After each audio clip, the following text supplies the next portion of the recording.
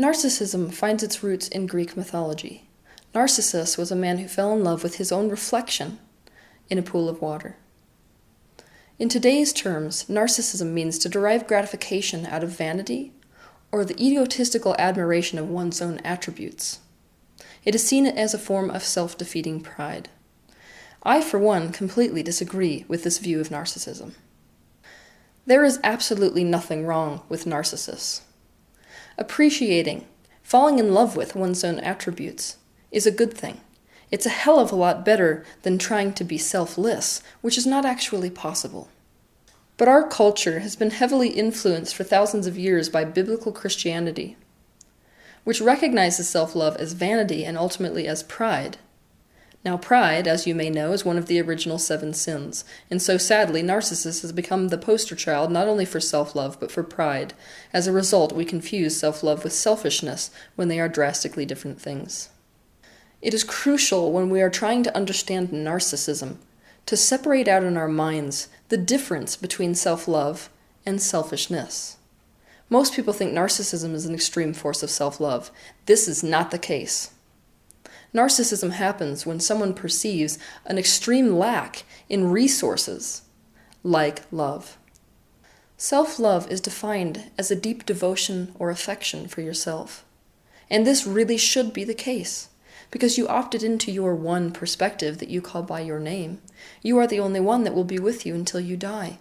You should be your number one priority in life, and you should love yourself above everything else. Selfishness is defined as concern only for one's own welfare, benefit, and interests, regardless of the impact on others. Selfishness is not a natural state. It only occurs when a person is focused on and convinced of the lack in their life. We so often confuse self-love and selfishness when there is an enormous difference between the two. Selfishness is created when a person who does not know how to love themselves and meet their own needs feels that internal deprivation and then spends their time trying to fill that hole externally. It is very uncomfortable to spend time around a selfish individual because you will constantly feel like that person is taking and taking from you. They do not know how to get or create what they want without taking it from someone else. They do not know how to love themselves, so their life depends on getting you to give them those things. If you don't, they are at a loss of what to do. They feel powerless and they get angry because they are scared. But when we take a step back, compassion will show us that they come from a space of internal starvation. Expecting them not to jump at the opportunity to take what they are starving for is like expecting a starving child to not steal food. People who are considered selfish, like the narcissist, and people who are considered selfless, like the self-sacrificer, both come from the same mentality of lack. That is why they are a perfect vibrational match and why they continue to find one another. Both of them see energy in the world, especially love, as a finite resource that can be used up. They do not recognize it for the eternal stream of energy that is infinite and always flowing. The selfless person feels as if they must surrender love and other resources because of the belief that giving it to themselves means they are depriving someone else of that love and those resources. As if there is only so much to go around. The selfish person also thinks that there is only so much to go around, but they feel no deep connection or affinity with other people, and so they think they must take love and other resources from them, otherwise they will not have enough to survive themselves. When you are completely in alignment, there is no way for anyone to take enough energy from you that you would ever feel a deficiency, because the stream of energy that is flowing through your body is infinite. Honestly, a narcissist is not likely to watch this video, and if they do, they're definitely not likely to identify themselves as a narcissist and to find healing. The reason is, to find healing, a narcissist has to admit to the repressed trauma within their being. They have to relive the pain which created the condition in the first place. And that pain, which is deeply repressed and forgotten, is so painful that a narcissist would rather avoid it than confront it. I will say that the two most crucial things for a narcissist to do to find healing is, number one, to change their beliefs about the hostility of the world that they live in, and about themselves and their own self-worth, so that they can start to develop a capacity for intimacy. That intimacy will enable them to feel a connection with other people, and that connection will enable them to feel affinity for people. It will enable them to care about others. 2, they need to develop an abundance mentality about all aspects of life, from money to love Everything in their life needs to be seen as an infinite resource, not as a limited resource that they don't have enough of. Even though there is always the rare exception, narcissists are created in a very specific way. The narcissist was a child who was unable to conform to the fantasy that one parent or another, or both, held for the child's personality or behavior. They cannot figure out how to please the adult. As a result, the child was treated as if they were willful and difficult. This child was the problem child. The parent personalized the child's behavior and developed resistance to the child. The parent then punished the child in covert and overt ways. They called the child selfish and ungrateful. They resented the child on a deep level, and as a result, the child was seen as a threat on a subconscious level by the adult. The environment between the child and this primary attachment figure was therefore a hostile one on an emotional level and perhaps even a physical level. As a result, this child could not attach to its primary attachment figure. They do not attach to adults. They do not trust adults. Instead, they develop a selfish and hostile worldview because they feel so unloved. They believe that the world is the same as their relationship with their parent is, that the world is without warmth, acceptance, and love. They close down emotionally. They believe that the world is unsafe and that everyone is out for their own. They lose hope for being lovable. They feel completely unworthy and embark on a mission to feel good about themselves. Shame, distrust, rage, and neediness accumulate over the child's life into adulthood. In an unloving world where they do not deserve love, they cannot get love, and they cannot get their needs met freely from others. They have to manipulate people to get what they need. This is what creates the foundation of narcissistic personality disorder, which is not a disorder, it is an adaptation. It is not a joke. Narcissistic parents breed either narcissistic children or powerlessly codependent, selfless children. Most people who seek fame because they grew up in this kind of environment, because their lives are nothing but a perpetual search for self-worth. This is the real reason why most people in Hollywood can't make relationships work. It's because their capacity to love is dependent upon their primary relationship, which was one which developed narcissism. Compassion is necessary when dealing with narcissists. The truth about narcissists is that they live with some of the most painful beliefs and therefore some of the most painful lives that can be found on this earth. Most people believe that narcissism is an extreme form of self-pride, that these people have high levels of self-esteem. The truth could not be farther from this.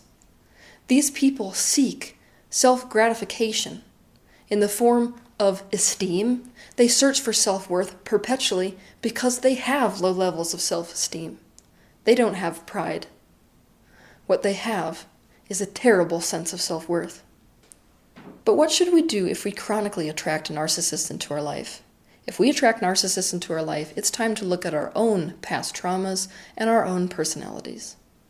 Many people who attract narcissistic people into their lives, just like the narcissist, had self-centered parents or caregivers growing up.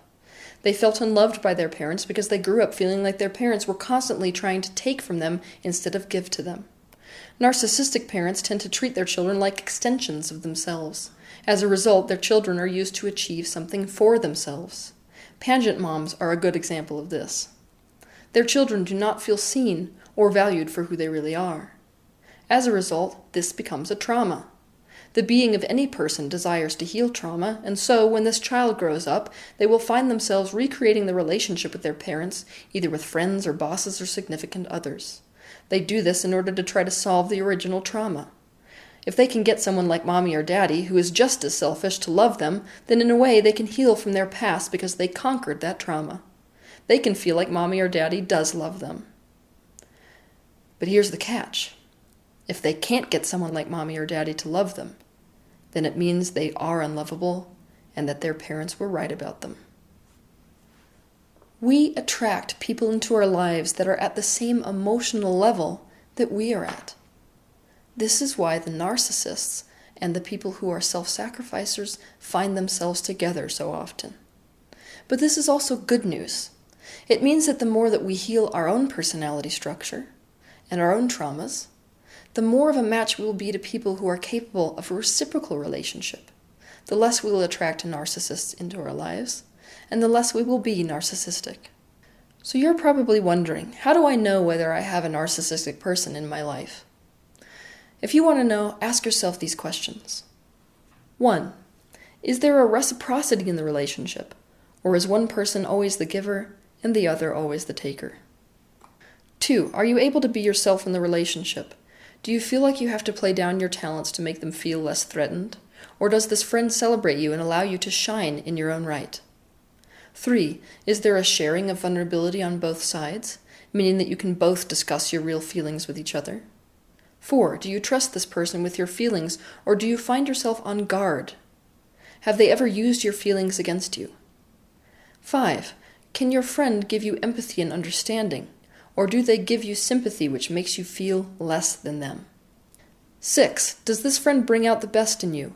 Do you feel good about yourself in the presence of this person? Do you get to be your real self both in good times and in bad times? 7.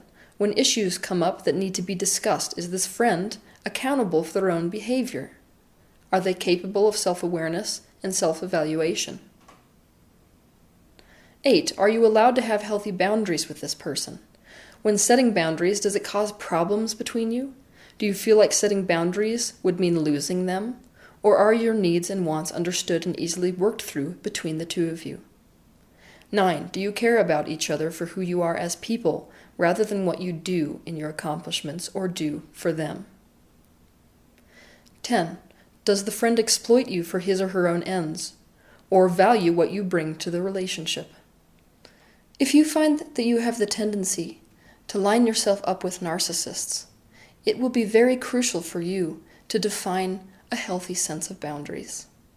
An easy way to understand boundaries is that they are always defined by your feelings. If you honor your feelings, you honor your boundaries.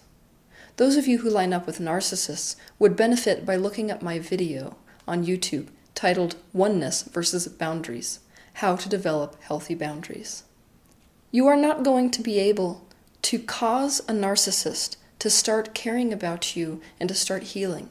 This needs to be something they want to do in and of themselves, which is why it's so crucial for you to focus on your own aspect of healing and not make it about changing anything about the narcissist.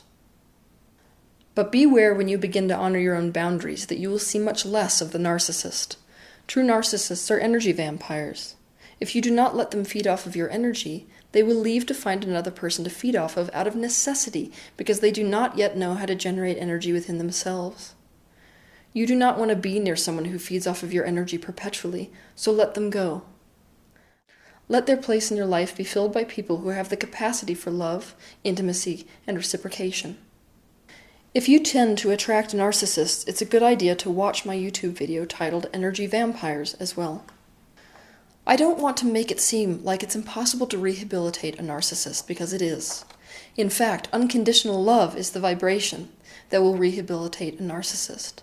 But chances are, if the narcissist in your life is bothering you, it's because you have unhealed aspects of yourself. That's the unhealed trying to heal the unhealed, and it never works like that. So what you need to do is be very honest with yourself about whether it's self-loving to offer unconditional love to a narcissist, or whether that is self-hating.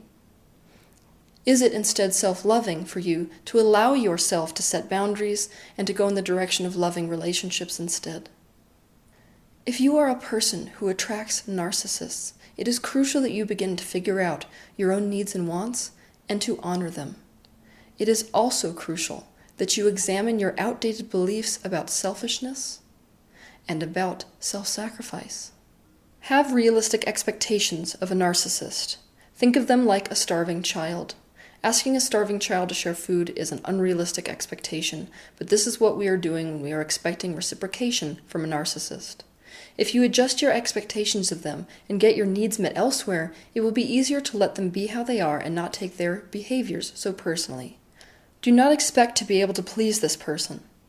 Their belief is that there is never enough for them, which means no matter how much you give them, They are still stuck in scarcity and are unlikely to wake up to the abundance of love they have as a result of you. The other thing that we need to do is recognize that all the narcissist is doing is mirroring vibrations and suppressed feelings within us. So take a good look at how the narcissist is making you feel. Do they make you feel unloved, unworthy? Do you feel invisible? Do you feel used? Get into an attitude of pre-manifestation and recognize the fact that these feelings were already present within you in the first place. In fact, they had to be present for you to even attract this person into your reality. Where did those feelings really begin? We need to make the healing process relative to narcissism about ourselves instead of about the narcissist if we're going to find healing. We need to understand that they are only mirroring us, that our entire reality, in fact, is only mirroring vibrations within us. We will find improvement in these areas of our lives the minute that we start to address the issues themselves within us, instead of continue to remain distracted by the external reflection. A narcissist is nothing more than a reflection of those unhealed parts within ourselves. Have a good week.